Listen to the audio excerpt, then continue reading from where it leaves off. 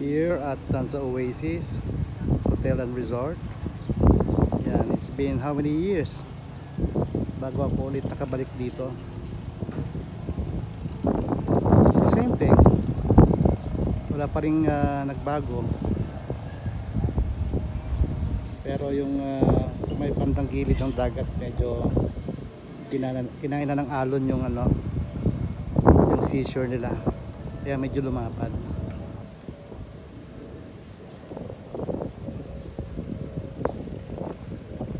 Ito yung kanilang magical magical bridge.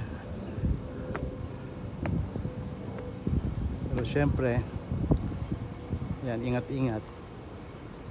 Pero concrete naman siya.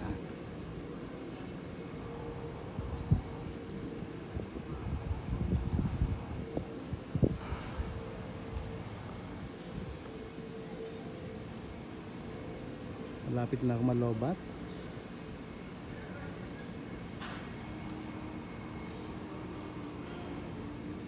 It's our lunch time, so tinik ko na yung opportunity para makapag-take ng videos.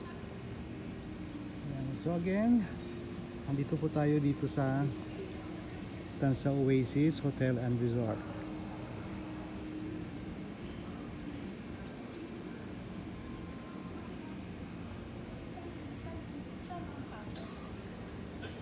So ang cute ng kanilang slides. Pero parang nakakatakot.